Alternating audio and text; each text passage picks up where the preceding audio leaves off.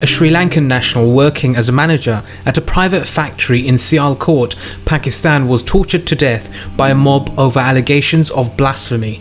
Prime Minister Imran Khan has reacted, calling it a day of shame. According to the district police officer Omar, Saeed, Malik said the workers of the factory severely beat the foreigner, leading to his demise. The mob also vandalised the factory and blocked traffic, according to the police. Upon receiving a report of the incident, a heavy contingent of police reached the spot and tried to control the situation.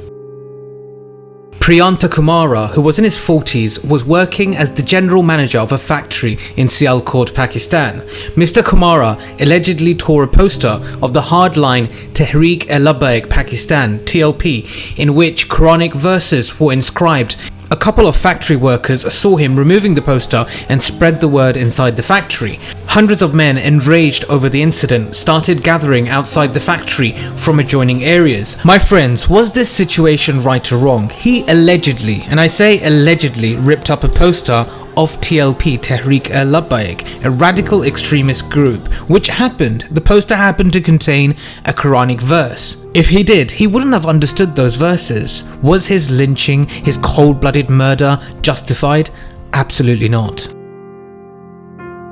The Prime Minister said he's overseeing the investigations and said all those responsible will be punished with full severity of the law. Arrests are currently in progress. Leading Islamic scholars and preachers, including Maulana Tariq Jamil, have condemned the incident in Sialkot. The scholars and preachers issued a joint statement saying that taking the law into one's own hand on the basis of accusations is against Islamic teachings, and the people responsible for this incident have brought shame onto the Muslim Ummah and did not act in the honor of Prophet Muhammad, peace be upon him.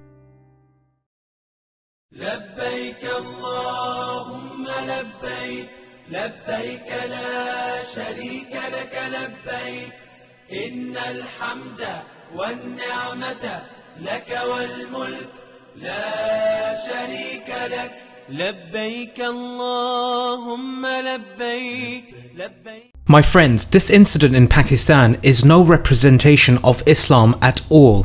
Throughout history, people have perpetrated extreme violent acts in the name of religion, whether it be Christianity, Islam, or even Hinduism, as we are witnessing today in India. All these radical extremists behave in a certain way due to a very complex series of psychological, political, historical, and theological factors that combine to trigger violent behavior. आज का ये दिन करोड़ों राम भक्तों के संकल्प की सत्यता का प्रमाण है. As far as I know, no religion advocates for what happened in Sialkot today. It was deeply disturbing and nothing can justify what happened. Question is, why do these radicals behave this way? Is it poverty and backwardness? Is that the only reason? I don't think so. I don't think it's as simple as that. A lot of these radicals want to go back to the past. In their minds, they idealize some sort of era combined with their beliefs, whether it be Wahhabi extremists thinking of some previous caliphate, or a Hindutva extremist thinking of returning back to Bharatvarsha with flying yogis. These people's minds are stuck in the past and they never progress. They lose all spirituality by being extreme. They feel they are correct. They have the right religion, the right sect. Everyone else is incorrect and only they are going heaven. It's very much tunnel vision. Most of them haven't even read their own books, let alone the books of others. Did you know what Islamic State were doing when you left for Syria? Because they had beheaded people, there were executions. Yeah, I knew about those things and I was okay with it at first because, you know, I started becoming religious just before I left. You know, from what I heard, that Islamically that is all allowed, so I was okay with it. So takfir upon them is a must. All the Muslim rulers, they're all kuffar. You just have to understand this. You must have hatred towards them. You must make takfir upon them. So it's a kufr above kufr. So it's a kufr above kufr, above kufr, above kufr, above kufr. Don't rule by Allah's law. Anyone who doesn't rule by Allah's law, they are kafir. Finish. They are kuffar.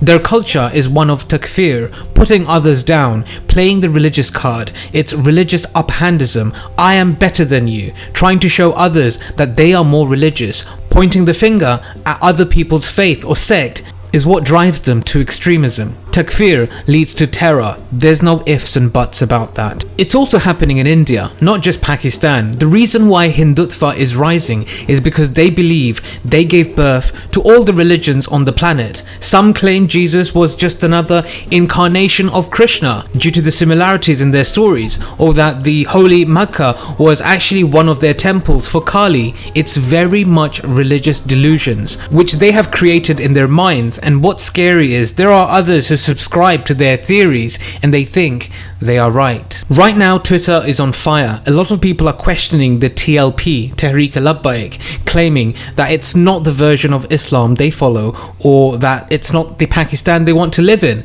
and people have the right to voice their opinions, and this actually shows there are many good people in Pakistan. But Pakistanis should be happy that the Pakistani government is taking this incident seriously, and arrests will follow. They will be behind bars. I'm glad Pakistan is taking action.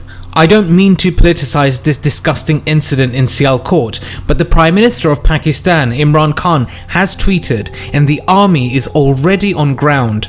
Unlike over in India, India's Prime Minister Narendra Modi has a lot to say, but he never speaks about the rampaging mobs who have killed Muslims, Dalits and migrant workers. Neither does he speak about the members of his own party who cozy up to these killers. Today's Pakistan is at least upholding some sort of justice, and today's India is sadly spreading injustice. You see, my dear friends, heads of state and governments are role models. They are the role models for the nation. They are the teachers of the nation. Their praise and denunciation can mold public opinion. If they remain mute over injustice like Narendra Modi, then be sure that nation is about to break and fall soon. Thank you very much for listening.